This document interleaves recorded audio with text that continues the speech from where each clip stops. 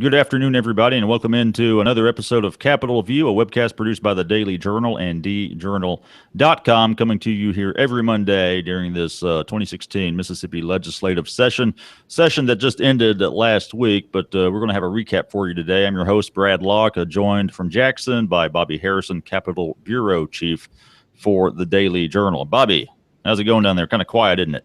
Yeah, Brad, it's exceedingly quiet. This is I bet you didn't know this was Confederate Memorial Day in the state of Mississippi, in the great state of Mississippi.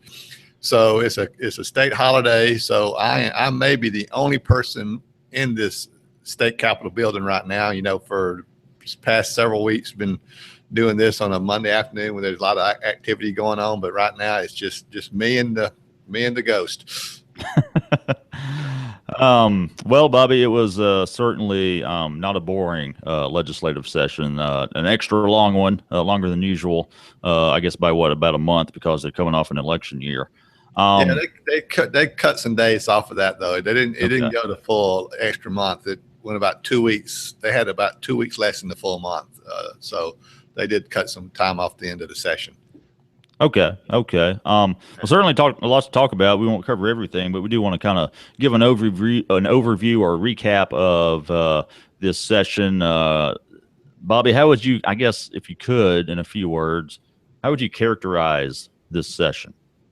Well, I wrote about this weekend. It had a little bit of everything, or some people say it didn't have anything that of any consequence. It's kind of your perspective, but yet, you had to deal with passing a budget with during a period when the revenue was sluggish. We're kind of outside the norm in the revenue in Mississippi is sluggish, while that's not the case in most surrounding states and throughout the nation. So there was significant budget cuts, more than 10% for some agencies. And then yet we had the biggest tax cut in the history of the state. Was also passed this legislative session. So that's kind of seems like a contradiction. I'm sorry. And then you had some legislation dealing with making it easier for people not to provide services for same-sex marriages, whether it's private companies or public officials. But yet a lot of people complain that there's a gaping hole in the budget for a Department of Transportation, and no more money is needed to improve roads and bridges in the state, and the legislature didn't do anything to address that. So it's just kind of what you were looking for, whether you thought it was a good session or a bad session. You mentioned tax cuts, Bobby. That's one thing I wanted to talk about, and you mentioned this prominently in your story on Sunday, kind of wrapping up the session. Republicans obviously happy to, tax cuts is always a kind of a core piece of philosophy for them, small government and all that.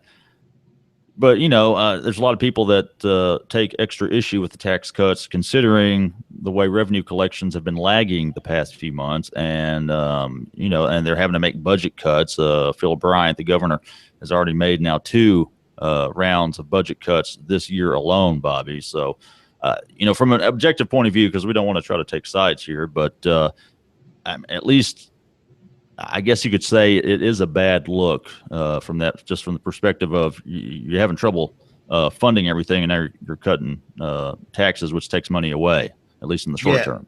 Yeah, the optics, if nothing else, looks bad, Brad. Now, it's important to remember these tax cuts are phased in over 10 or 11 years, and the first round doesn't really start for 2 years. So the tax cuts won't actually affect the budget for the upcoming budget year, which starts July 1st. But it does send kind of an unusual signal. And what makes it even stranger, in a sense, is that this was pretty much Lieutenant Governor Tate Reeves' top legislative priority. At least it appeared from the amount of effort he put into it, and he was able to push it through. But it was funny, on the day after the session ended, House Speaker Philip Gunn was talking about they passed his tax cut this year, but he wants to come back now that the legislative session is over, and do a study to look at a comprehensive tax plan as far as cutting or raising taxes to kind of update the tax code. Now, Lieutenant Governor Reeves said he's willing to do this, but he he identified the tax cuts that passed this past session as comprehensive, as comprehensive in nature. Now, and it, and they're substantial tax cuts. You have you have about $150 million, $145 million cut in the personal income tax, a $250 million, $260 million cut in business taxes, and then another 9 to 10 million for small businesses. So this is a significant plan. But Speaker Gunn approved this, agreed to go along with his plan, and the House agreed to go along with the plan, even though they're saying now they want to come back in the legislative session and look at a more comprehensive plan. So it's kind of an unusual way of going about establishing tax policy. But we'll see what happens in the coming months. Well, having a supermajority certainly helps Republicans push through legislation like this. And wanted to ask you about that. Having such a supermajority, which means what, a 2/3, 3/5 majority. 3/5, I'm sorry, 3/5 majority in both chambers, and right, in both chambers. And it takes a 3/5 majority to pass a tax cut, or tax increase. So that's why that majority was significant. And with that supermajority in both chambers, does the GOP, do they feel like they accomplished a lot of what they wanted to, having that supermajority? I think so, Brad. As I stated earlier, the top priority for Lieutenant Governor Tate Reeves was the tax cut. He got that through. I mean, he wanted to get it through in the 2015 session before the 2015 elections, but it passed his Senate, but it died in the House. It's interesting to note at the time the Senate already had that 3/5 supermajority, and they were able to hold on to it in the November general elections. Now the House didn't get the 3/5 supermajority until the November general elections, and they came back this year after getting the 3/5 supermajority and passed a tax cut in both houses. Now, granted, there were some Democrats who voted for it in the House and some Republicans who voted against it. But overall, the 3/5 supermajority helped the Republicans pass the tax cut. And you could make the case that perhaps Speaker Gunn's biggest priority might have been the legislation that I talked about to limit who had to participate in providing services for gay weddings. Now, that was his bill. He introduced it, and it passed, and it's gotten a lot of notoriety across the country. We'll see if it's what happened to it in the coming years, but you could say that was his bill. But now on the flip side, I think while they wouldn't admit it, I think some Republicans wanted to do a lot more with school choice, and they were limited in what they did. They expanded the special needs vouchers a little bit, and they expanded the charter school law some, but overall, I don't think they got as much as they thought they would get in the area of school choice. But overall, it was. And then I mentioned the highway bill. There were some Republicans who wanted very badly to raise taxes to put more money into road and bridge improvements. Now, it wasn't clear that the lieutenant governor, the governor, nor the speaker wanted to do that. But so that was kind of the Republicans, I think, were split on that issue. But I think overall they got most of what they wanted.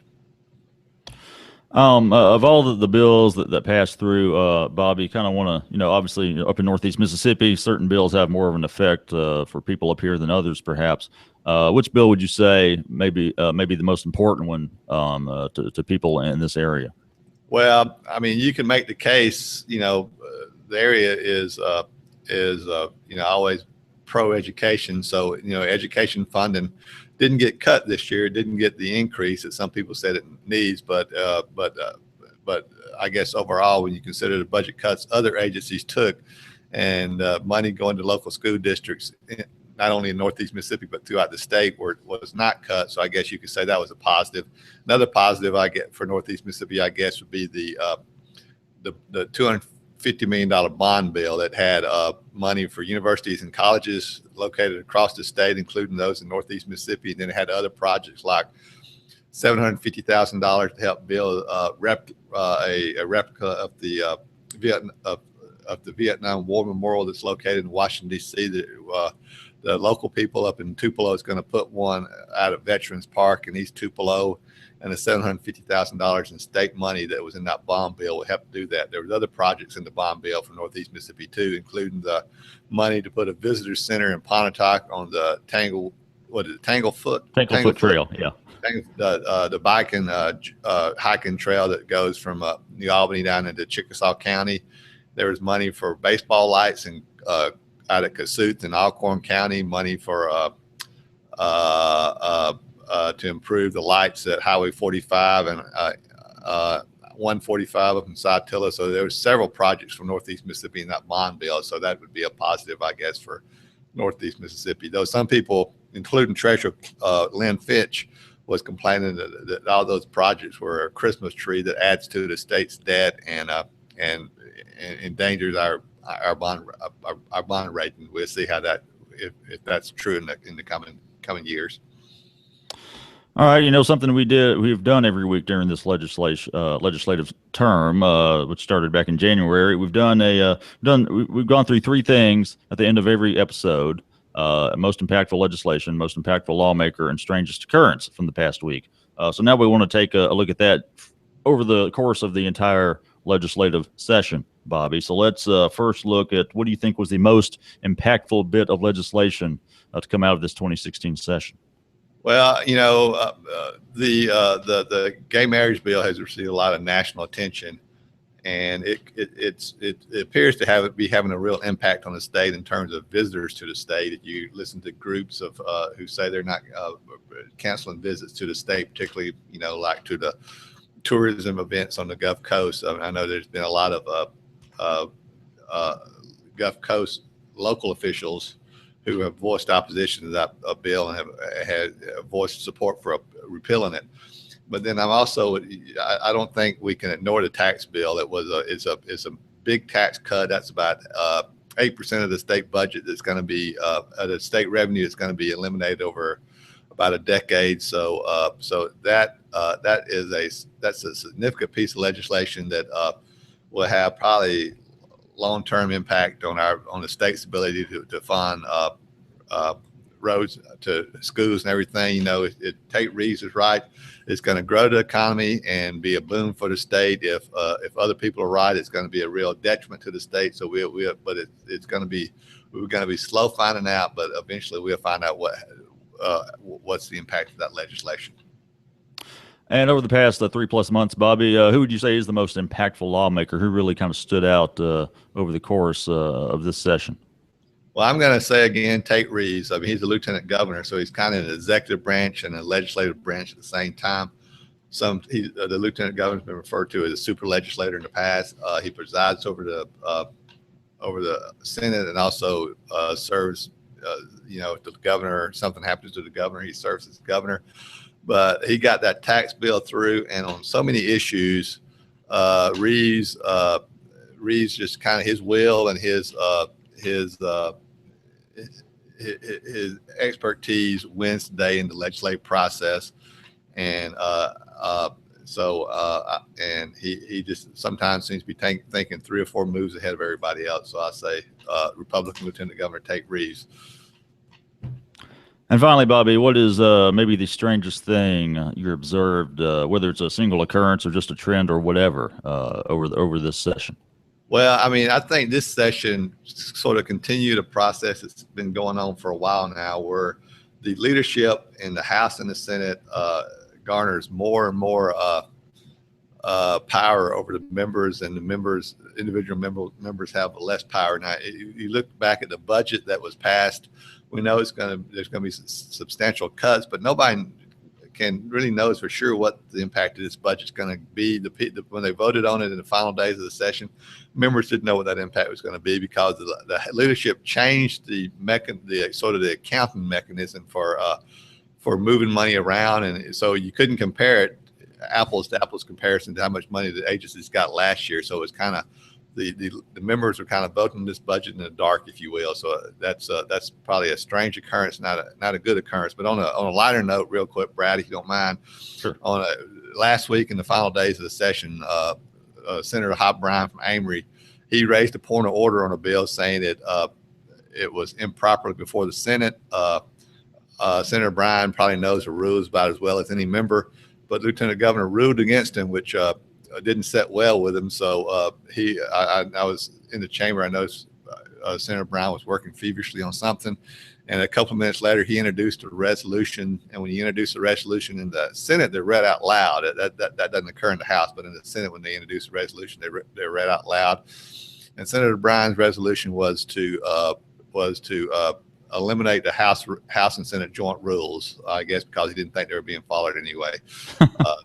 That's typical for Senator Bryan. He was also years ago when they were passing legislation to put "In God We Trust" in all the schools. He added an amendment. He offered an amendment to say "In God We Trust." In the legislature, we do not, and he offered that amendment. And then he got unanimous consent to withdraw it. But that's the type of stuff Senator Bryan makes his points in a sort of a lighthearted way sometimes. All right, Bobby, excellent stuff as always. Thank you all again for tuning in here to Capitol View.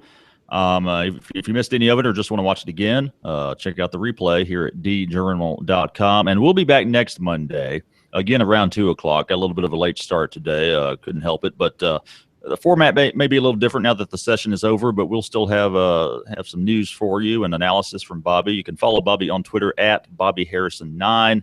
And Bobby also is a regular contributor to the Memo podcast, which is produced here at the Daily Journal. We're on the air 3 days a week there, every Monday, Wednesday, and Thursday. I'm sure we'll have Bobby on again soon. Bobby, it's been a fun session, I suppose. But like I said, we'll be back next week in some form with the webcast. Appreciate you doing this, Bobby, and we'll keep moving forward with it. All right, Brad, I appreciate your patience with me sometimes working with technologies. I'm a little slow sometimes, so I appreciate your patience. Well, and ditto patience with me because politics is not my arena of expertise, as I'm sure people have figured out by now. If you want to follow me on Twitter, it's at Brad Locke. So that's it. Thanks again for tuning in. I will try to get the audio of this webcast up on my blog later today, time permitting, tipsheet.djournal.com. If not today, tomorrow for sure. So check it out there as well if you just want to listen. Thanks again for tuning in, everybody. Have a good Monday.